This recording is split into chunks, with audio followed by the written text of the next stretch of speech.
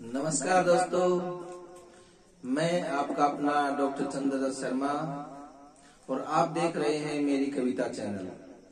दोस्तों, आपसे निवेदन है, आप हमारे चैनल, आप सबके चैनल मेरी कविता को लाइक करें, सब्सक्राइब करें और शेयर करें। आज की इस कड़ी में लेकर आए हैं गद्य भाग 12वीं कक्षा हिंदी। तो लाभ उठाइए और दोस्तों वीडियो को पूरा देखिए। धन्यवाद। तो सुनिए। पहला प्रश्न है हमारा, भक्तिन कहाँ की रहने वाली थी? इसका उत्तर है झूसी। अगला प्रश्न है, भक्तिन पाठ की रचयिता कौन है? उत्तर है महादेवी वर्मा। अगला प्रश्न है, तीरथ गए मुंडाए सिद्ध, यह पंक्ति किसने उच्चरित की थी? इसका उत्तर है भक्तिन ने। फिर प्रश्न है, सेवक धर्म में भक्तिन किसकी स्पर्धा करने वाली है? उत्तर है हनुमान की। अगला प्रश्न है, लक्ष्मीन को भक्तिन नाम किसने दिया? इसका उत्तर है महादेवी वर्मा ने। लेखिका ने भक्तिन का नामकरण क्या देखकर किया? इसका उत्तर है कंठी माला। हमारा अगला प्रश्न है, भक्तिन का विवाह किस उम्र में हुआ? तो इसका उत्तर है 5 वर्ष की आयु में। फिर है, भक्तिन का गोना किस आयु में हुआ? 9 वर्ष की आयु में। प्रश्न है, लेखिका के द्वारा पुकारी जाने पर भक्तिन क्या कहती थी? आए। भक्तिन का शरीर कैसा था? दुबला था। और भक्तिन क्या नहीं बन पाई? सत्यवादी हरिश्चंद्र नहीं बन पाई। अगला है, भक्तिन के विचित्र समझदारी की झलक किसमें विद्यमान थी? उसकी छोटी आंखों में। प्रश्न है, कृषिवल शब्द का क्या अर्थ है? इसका उत्तर है बैल। अगला प्रश्न है, भक्तिन में कौन सा भाव प्रबल था? स्वाभिमान का भाव प्रबल था। प्रश्न है, भक्तिन के होठ कैसे थे? तो उसके होठ पतले थे। फिर है, भक्तिन के पति का जब देहांत हुआ तब भक्तिन की आयु कितने वर्ष की थी? 29 वर्ष की आयु थी। अगला प्रश्न है हमारा, बाजार दर्शन के लेखक कौन है? तो इसका उत्तर है जैनेन्द्र कुमार है। फिर है, जैनेन्द्र कुमार के मित्र ने बाजार को क्या संज्ञा दी? शैतान का जाल। और बाजार दर्शन पाठ के आधार पर धन की ओर कौन झुकता है? निर्बल। चूर्ण बेचने वाले महाशय को लोग किस नाम से पुकारते हैं? भगत जी। और भगत जी की प्रवृत्ति कैसी है? संतोषी। फिर है, बाजार का बाजारपन कौन लोग बढ़ाते हैं? जिन्हें ये पता नहीं कि क्या खरीदना है क्या नहीं खरीदना है। फिर है, जैनेन्द्र जी ने बाजार का पोषण करने वाले अर्थशास्त्र को क्या कहा है? अनीति शास्त्र। अगला प्रश्न है, लेखक ने चूर्ण वाले जो है भगत जी हैं, एक इंची कर कहा है, इसका अर्थ क्या होता है? अर्थहीन होता है। प्रश्न है, बाजार चौक में भगत जी क्या बेचते हैं? चूर्ण बेचते हैं। और हमें किस स्थिति में बाजार जाना चाहिए? तो हमें जब मन खाली न हो तब बाजार जाना चाहिए। और इस पाठ के आधार पर पैसे को क्या कहा है? पावर कहा है, यानी परचेजिंग पावर। फिर है, अगला प्रश्न है हमारा, बाजार दर्शन पाठ में लेखक का जो मित्र है किसके साथ बाजार गया था? अपनी पत्नी के साथ बाजार गया था। प्रश्न है, सूक्ष्म होने का अधिकार किसे है? और बाजार दर्शन के आधार पर ये बताना है।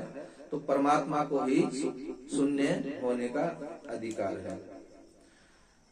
फिर है, संचय की तृष्णा और वैभव की चाह में व्यक्ति कौन सी विशेषता प्रभावित करती है व्यक्ति की? तो निर्बलता। बाजार का जादू किसके माध्यम से काम करता है? वो इंद्री है आंख। प्रश्न है, एक दिन में जो है चूर्ण बेचने वाला कितना पैसा कमाता है? 6 आने।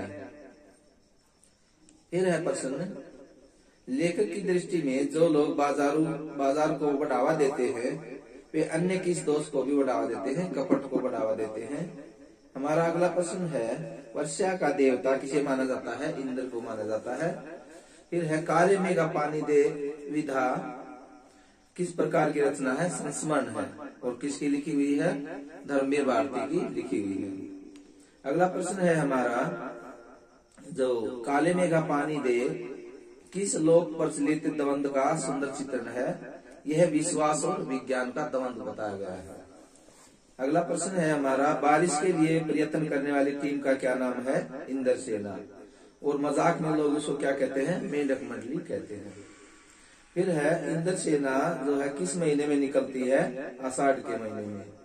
और क्यों निकलती है? क्योंकि जब अकाल पड़ता है, बरसात नहीं होती है, तब इंद्र सेना घर घर जाकर पानी मांगती है। इंद्र सेना किसकी जय बोलती है? जय गंगा मैया की जय बोलती है।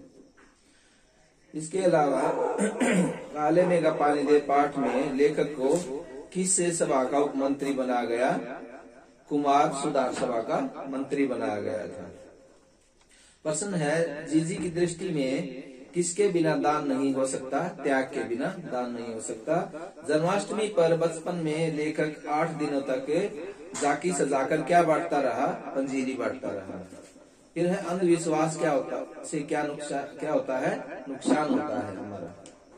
किन लोगों ने त्याग और दान की महिमा का गुणगान किया है? ऋषि मुनियों ने गुणगान किया है। अगला प्रश्न है हमारा कि बच्चे किसकी जय बोलते थे? गंगा मैया की जय बोलते थे। काले मेघ पानी दे पाठ में बोल गंगा मैया की जय का पहला नारा कौन लगाता था? मेंढक मंडली। इसके अलावा काले मेघ पानी दे में लेखक को कुमार सभा का कौन सा पद दिया गया? उपमंत्री का पद दिया गया। फिर है, जीजी के लड़के ने पुलिस की लाठी किस आंदोलन में खाई थी? राष्ट्रीय आंदोलन में खाई थी। अगला प्रश्न है, पहलवान की ढोलक के रचना के लेखक कौन है? पहलवान की ढोलक के रचना के लेखक हैं फणीश्वर नाथ रेणु। फिर है, पहलवान क्या बजाता था? ढोलक। और वो गुरु किसको मानता है? ढोलक को ही। अगला प्रश्न है, लुट्टन पहलवान कितने वर्षों तक अजय रहा? 15 वर्षों तक। चांद सिंह कहाँ का पहलवान था? उत्तर है पंजाब का। रात्रि की भीषणता को कौन ललकारती है? पहलवान की ढोलक ललकारती है। हमारा अगला प्रश्न है, लुट्टन कितनी आयु में अनाथ हो गया था? 9 वर्ष की आयु में। और फिर है, लुट्टन सिंह किसको गुरु मानता है? ढोलक को। अगला प्रश्न है, दंगल का स्थान किसने ले लिया बाद में? घोड़ों की रेस में। फिर प्रश्न आता है, पहलवान चांद सिंह के गुरु का क्या नाम था? बादल सिंह। अगला प्रश्न है, लुट्टन पहलवान ने चांद सिंह को कहाँ दंगल में हराया? श्यामनगर के मेले में। काला खा क्या कहकर अपने प्रतिद्वंदी पर टूट पड़ता था? आली। पंचायती जमायत किसके पक्ष में थी? चांद सिंह के में। फिर है, लुट्टन सिंह ने किस नामी पहलवान को पटक कर हरा दिया? तो काला खां को। फिर प्रश्न है, लुट्टन सिंह के यानी लुट्टन पहलवान के कितने बेटे थे? 2 बेटे थे। प्रश्न है, चार्ली चैपलिन यानी हम सब के लेखक कौन है? विष्णु खरे। उसके बाद प्रश्न है, चार्ली चैपलिन किस नेता से मिले थे? महात्मा गांधी। चार्ली चैपलिन किस भारतीय साहित्यकार के अधिक नजदीक माने जाते हैं? प्रेमचंद जी के। नेक्स्ट है, चार्ली चैपलिन की पहली फिल्म कौन सी थी? Making a living. इसके अलावा चार्ली चैपलिन ने अपनी फिल्मों में किन किन रसों का मिश्रण किया? करुणा और हास्य दोनों रसों का सम्मिश्रण किया। प्रश्न है, लेखक के अनुसार अभी चार्ली चैपलिन पर करीब कितने वर्षों तक उससे कहा जा सकता है? तो 50 वर्षों तक। और चार्ली चैपलिन की फिल्मों का आधार क्या रहा है? भावनाएं। फिर है, प्रश्न है, चार्ली चैपलिन का मकान किसके पास था? कसाई खाने के पास था। प्रश्न है, जब चार्ली बीमार थे तो उसकी माँ ने उन्हें किसका चरित्र पढ़कर सुनाया? ईसा मसीह का चरित्र पढ़कर सुनाया। और चार्ली चैपलिन की पहचान क्या है? यहूदी वंशी है वे। इसके अलावा जो है कला को चार्ली चैपलिन ने क्या बनाया? लोकतांत्रिक बनाया। अगला प्रश्न है, चार्ली चैपलिन का सबसे प्रमुख गुण क्या था? हास्य प्रतिभा, यानी स्वयं पर भी हंसना। इसके अलावा किस भारतीय अभिनेत्री ने चार्ली चैपलिन की तरह अभिनय किया? श्रीदेवी ने। प्रश्न है हमारा, यूरोप में जिप्सी किस देश से गए थे? भारत से गए थे। और भारत के कस्टम अधिकारी का नाम बताइए? सुनील दास गुप्त। प्रश्न है, कस्टम जो है अधिकारी है उसको कहानी की पुस्तक कब मिली? उसकी सालगिरह पर। फिर बताया कि सफिया अपने को क्या कहती है? सैयद कहती है। कस्टम वालों के लिए क्या आवश्यक है? कर्तव्य पालन। सफिया अपने भाइयों से कहा मिलने जाती है? लाहौर में मिलने जाती है। और नमक कहानी का सबसे अच्छा जो है डाक कहाँ बताया गया? ढाका में। इसके अलावा सफिया नमक की पुड़िया के साथ और क्या लाती है? किन्नू लाती है भरकर, और उस किन्नू को किन्नू की टोकरी में नमक की पुड़िया को दबा देती है। फिर अगला प्रश्न है, कौन सा नमक लाती है? लाहौरी नमक। आखिर कस्टम वाले भी इंसान होते हैं, कोई मशीन तो नहीं है। कथन किसका है? सफिया का है। अगला प्रश्न है हमारा वतन तो जी लाहौर है, यह कथन किसका है? सिख बीबी का। फिर है, सफिया के कितने भाई पाकिस्तान में थे? 3 भाई। मुहब्बत तो कस्टम से इस तरह से गुजर जाती है जैसे कि कानून हैरान रह जाता है, यह कथन किसका है?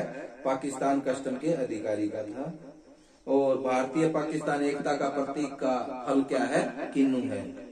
अगला प्रश्न है, जो अमृतसर में सफिया के सामान की जांच करने वाले नौजवान कस्टम अधिकारी बातचीत और सूरत से कैसे दिखाई देते थे? बंगाली। सीरीज को कैसा कहा गया है? कालजयी। फिर है, इसको अवधूत भी कहा जाता है। कालजयी अवधूत की भांति जीवन जीने की अजय के मंत्र का प्रचार कौन करता है? सीरीज। फिर है, सीरीज के फूल के जो है महाकाल देवता सपासप क्या चलाने की बात करते हैं? कोड़े।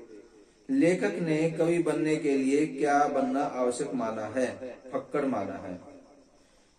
फिर है, सीरीज के फूल को संस्कृत साहित्य में कैसा माना गया है? कोमल माना गया है। राजा दुष्यंत कैसे बताए गए हैं? अच्छे और भले प्रेमी। फिर है, एक कवि ब्रह्मा थे, दूसरे वाल्मीकि और तीसरे व्यास। यह गर्वपूर्वक किसने कहा था? विज्जिका देवी ने। संस्कृत साहित्य में किसके फूल को कोमल माना है? शिरीष के। शिरीष के फूल पाठ में वर्णित कनार राज की प्रिया का क्या नाम था? विज्जिका देवी। फिर है, पुराने फलों की स्थान पर न हटने की जो प्रवृत्ति है लेखक को किसकी याद आती है? नेताओं की याद आती है। और प्रश्न है, किस ग्रंथ में बताया गया कि वाटिका में सघन छायादार में ही झूला डालना चाहिए? तो कामसूत्र में बताया गया है। इसके अलावा श्रम विभाजन जाति प्रथा के लेखक कौन है? क्या है? डॉक्टर भीमराव अंबेडकर हैं। आदर्श समाज की विशेषता क्या बताई उन्होंने? गतिशीलता।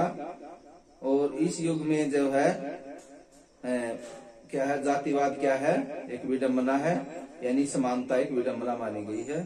अंबेडकर जी ने दूध और पानी की मिश्रण की तुलना किससे की है? भाईचारे से की है। फिर है, लेखक के अनुसार इस युग में किसके पोषकों की कमी नहीं है? जातिवाद की। समानता, समता, भ्रातृत्व पर आधारित समाज को अंबेडकर ने कैसा कहा है? आदर्श समाज कहा है। और आदर्श समाज में क्या है? किन्हें लाभ प्राप्त होता है? सभी को लाभ प्राप्त होता है। और फिर है, फ्रांसीसी क्रांति के नारे में कौन सा शब्द विवाद का विषय रहा है समता। बाबा साहब अम्बेडकर ने किस प्रकार के समाज की कल्पना की है? आदर्श समाज की। फिर है लेखक ने काल्पनिक वस्तु किसे माना है? समता को। दोस्तों आपने ये प्रश्न सुने, धन्यवाद।